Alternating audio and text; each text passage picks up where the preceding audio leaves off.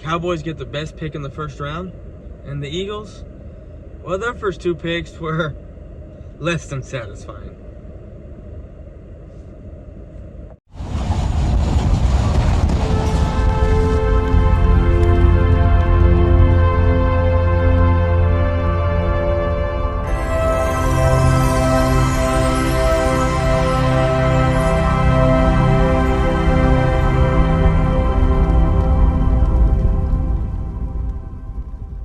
What's going on YouTube? It's your man Boys for Life coming at you with another video.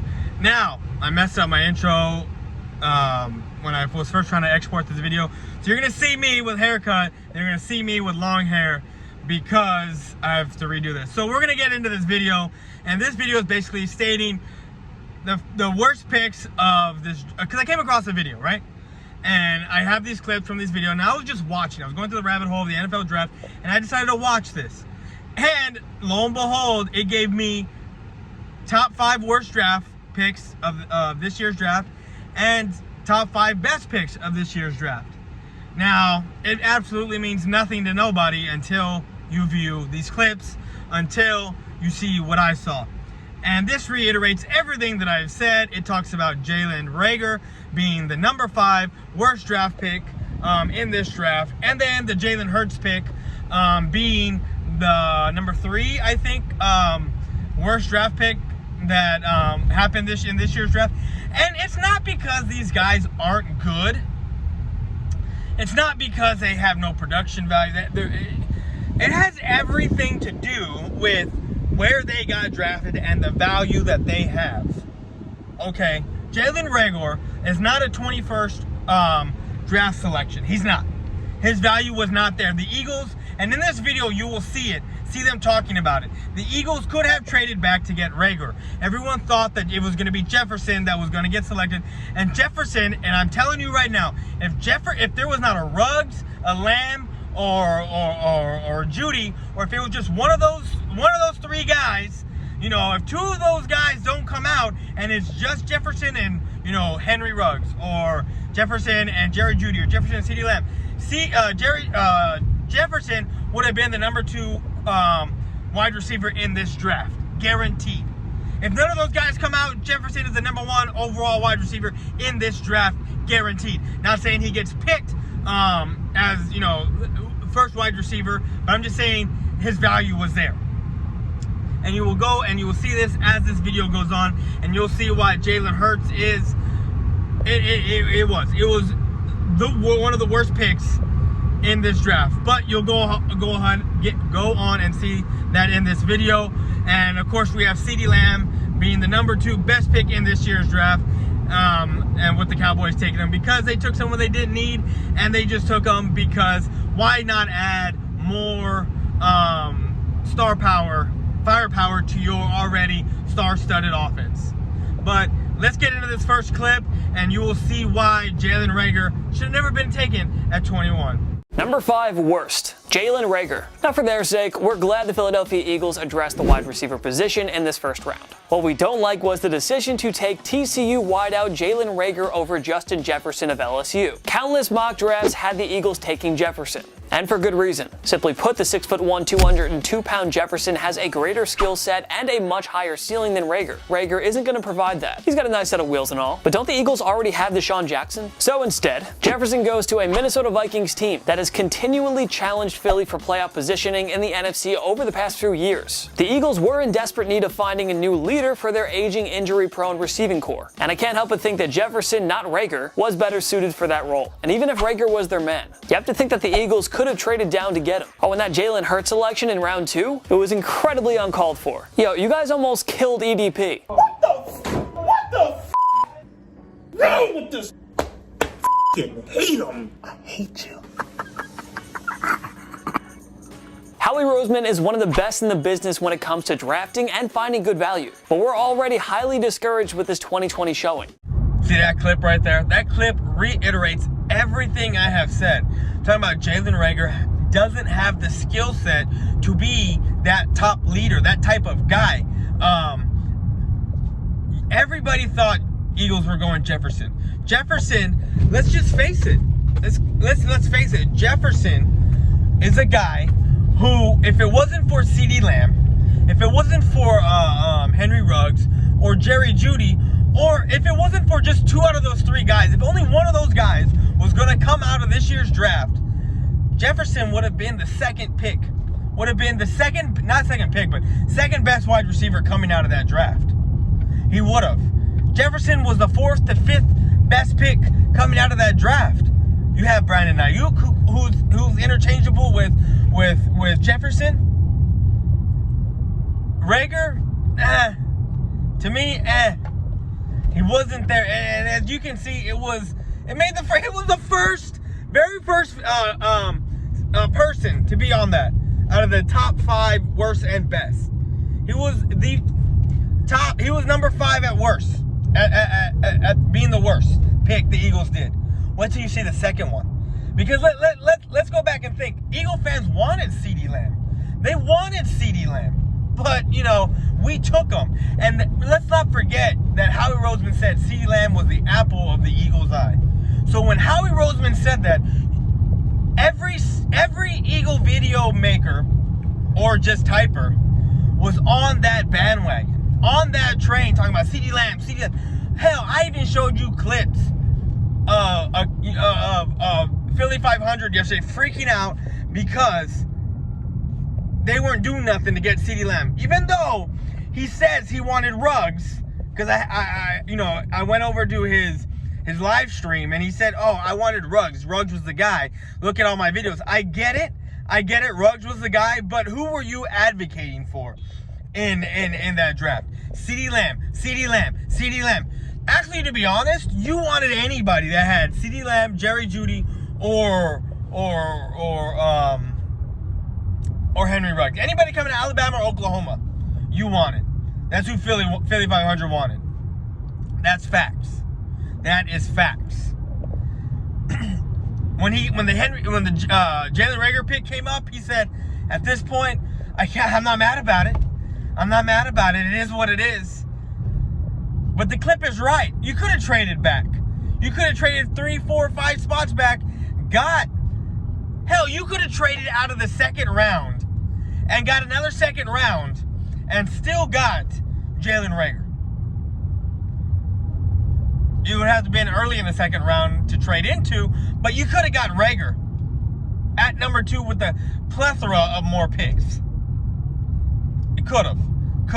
Like I said before, Jalen Reagor doesn't have the skill set or the leadership role to even be a top guy over there. He probably will be a top guy in Philly because, hell, let's face it, Alshon's going to be gone next year. Jackson's going to be gone next year. You're going to have Reagor and a bunch of no-names, which, let's face it, the Eagle fans think that they can win with no names because they beat the Cowboys last year. When let's be realistic about it, it wasn't the talent that you beat. It was the horrible coaching staff that made this talented team play like shit or not want to play at all. And that's who you beat. It was a blessing that you beat the Cowboys. It was a blessing for us. It was a blessing for us. Blessing in disguise. But anyway, I'm done with this number 5 worst pick of the NFL draft. Now let's go on to the next worst pick, because we're going to save everything, for last. The best for last. Because let's just get into it. We already know who it is. It's none other than Jalen Hurts. The 2 Jalens of the draft the Eagles got are in the top worst picks in the NFL, out of the NFL draft. And like this video says, and like we've all said, even Philly fans were saying, what's the point of taking a quarterback when you just gave Carson Wentz the bag, and if you don't see him, taking over for Carson Wentz, why would you draft him in the second round? He's a 3rd, 4th, 5th round type of guy. Because let's face it, after Hurts, I don't even think a quarterback until I think 1 or 2 more quarterbacks came off the board. I know, actually, that's a lie. I know no quarterback came off the board in the second round other than Jalen Hurts. And then after Jalen Hurts, I don't know what quarterback came off the board after that. I know the Cowboys took one. I don't even know who else took one. But let's get into this clip and let's figure out why that Jalen Hurts is the second worst pick in this draft. Number 3 worst, Jalen Hurts. He was either going to be taken way too early or he was going to be a potential late round steal for some lucky team. In the end, it turned out to be the former for the Oklahoma product. We really don't know what the Eagles are doing here. Taking a quarterback with the number 53 selection in round 2. Yeah, what? You're worried about Carson Wentz's health? Then you should have signed Cam Newton, Jameis Winston, or traded for somebody like Andy Dalton. Or they could have waited and drafted a quarterback in a later round. Jacob Eason and Jake Fromm would have been nice picks. Chances are the Eagles will use Hurts in various gadget and trick plays. We can expect a rise in wildcat formations as well, so maybe Hurts will be a serviceable weapon in Doug Peterson's offense. But still, prayers up to EDP. But even then, why take this guy in round 2 if you're not putting him on the field every play? Wentz signed a $128 million extension in 2019, so he's not going anywhere. Unless Hurts one day replaces Wentz and successfully wins the starting job, or unless he becomes a big-time playmaker as a running back or wide receiver. This will go down as one of the worst selections in the Howie Roseman era. Peterson better get creative with his new quarterback, or he's screwed. So with our first 2 draft picks, Jalen Reagor and Jalen Hurts, the Eagles somehow still got an A overall with the fan base and other news media outlets? How? How did they even scratch an A or sniff an A? At best, this draft should have been at least, I mean, if you're just going based off of need, which was receiver, okay, because now you have 14 wide receivers. But if you're actually looking at value and what you got, this is no greater than a C-. If you're just looking at straight value. Because the value at 21, Jalen Reagor was not that value there. That was a Justin Jefferson, maybe a Brandon Ayuk. At 53 or whatever it was, whatever they drafted at number 2, Jalen Hurts was not the value. Let's not twist it now. Let's forget the name and forget what they can do. Let's look at the value of that pick. Both those values were trash. Garbage picks. 7th round type of picks. Those were reaches. Those value picks, based off of that draft, those 2 picks should give you your whole base for your draft. Grade letter, C-. But, you know, let the Eagles fans think what they want. They're going to ride or die, whether they win or lose or tie. But when we're kicking their ass this year, they're going to be pissed off that they didn't get a Brandon Ayuk in the 2nd round, a Justin Jefferson in the 1st round. When you see Jefferson going off with Kirk Cousins and the Vikings, Adam Thielen, and you have Reagor being double teamed. Because you don't need to stack the box for Miles Sanders. You don't need a safety help with Deshaun Jackson anymore. Alshon's out. You have JJ out there who doesn't even know his right hand from his left hand. He doesn't even know how to wipe his own ass. You don't even know the fucking playbook. But, oh, okay, yeah, you're going to win the division. Okay, yeah, okay.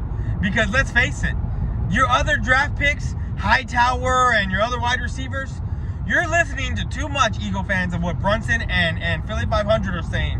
And I guarantee you, these guys aren't probably going to make, those guys probably aren't even going to make the squad. Probably practice squad is what they're going to be. And I know you're going to sit there again and say, well, we beat you with practice squad, guys. Yes, and we're all happy you beat us with practice squad, guys. Because now we're out of this horrible Jason Garrett era that we were in. And we, as Mike McCarthy is now our quarterback, this is the first time we have ever seen a draft like this. At least I have. Since I've been paying attention to the draft, this is the first time I've seen a draft as great as this magnitude as what it was. But now we're going to jump into it was rated the 2nd best pick in this draft. And why was it rated the 2nd best pick? Because we didn't need a wide receiver. We didn't need to give Prescott another weapon.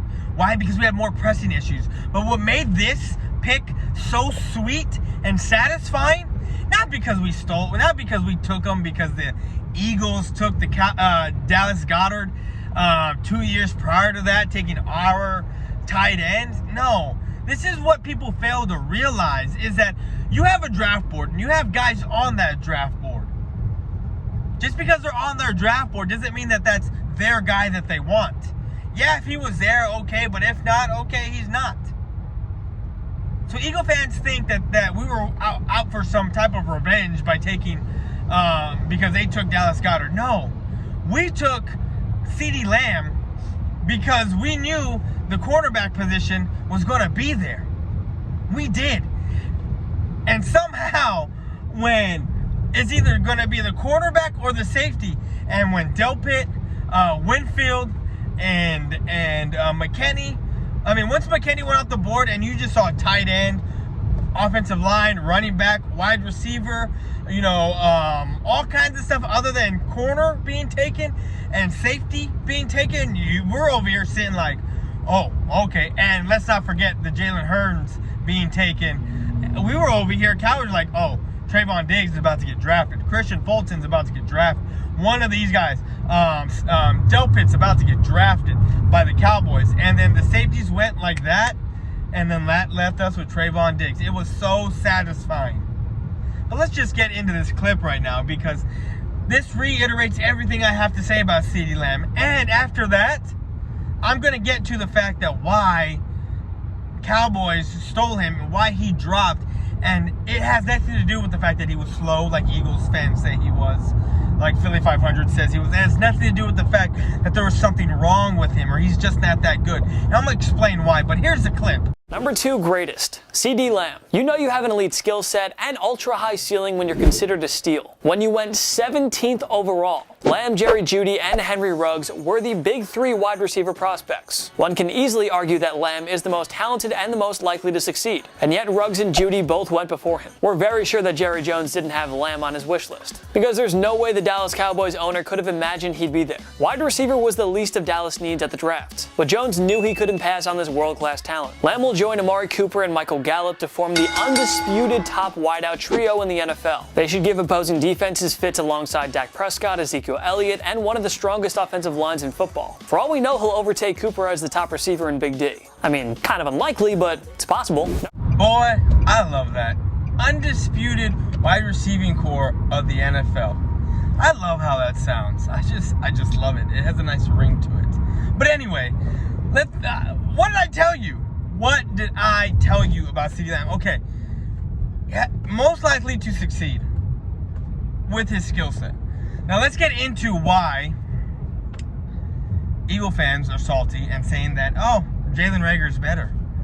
And after the combine, CeeDee Lamb was kind of slow. CeeDee Lamb maybe just isn't that good. No, you morons. CeeDee Lamb was the whole wide receiving core of Oklahoma. And don't tell me it had anything to do with Jalen Hurts, because it doesn't. It doesn't. And Jerry Jeudy and Henry Ruggs, those two had to split time with the ball, because only one person can have the ball at a time. And if they're not the focal point of their team at that position, we don't know what kind of rise they're going to have when it comes to the NFL. With CeeDee Lamb, we know. We know what we're going to get with CeeDee Lamb, or what we possibly can get. We don't know what you were going to get with Jerry Jeudy or Henry Ruggs. All they got is speed. And yes, they can catch and whatnot, but CeeDee Lamb is like Amari Cooper 2.0. He is. Minus the drops that Cooper sometimes has. But let's face it, the Cowboys got the steal of the century. Steal of the draft. Because we had no idea that the Cowboys, that CeeDee Lamb was going to be there at 17. Hell, the Cowboys didn't even talk to CeeDee Lamb, have an interview with CeeDee Lamb. All they did was talk to him a little bit at the combine while he was there. They had nothing, nothing else. That was it. So let's stop with this narrative that Jalen Reagor is going to be better. Let's stop with this narrative that CeeDee Lamb isn't that good, or he's too slow. No, you morons. He was the focal point of the whole Oklahoma wide receiving core. And now you just added him to an already dangerous wide receiving core in Dallas. And they're going to have that title, undisputed wide receiving core of the National Football League. When they become tops, let's not forget that Randall Cobb had 800 yards at the slot position. Randall Cobb is nowhere near the talent that CeeDee Lamb is. What do you think CeeDee Lamb is going to do? Once CeeDee Lamb gets, we're going to have to double team this dude in the slot. Now you have Cooper. Oh shit. We can't guard Cooper. We can't guard Gallup. We can't stack 9 in the box, 8 in the box, 7 in the box, for Zeke. This is a copycat league. And you can't do that with Kansas City. Now, I'm not saying they're like Kansas City. I'm not saying that at all. But what I'm saying is that you add pieces, you do certain things to make your offense more explosive. And they did that. And that's all I got to say. I'm out. Peace.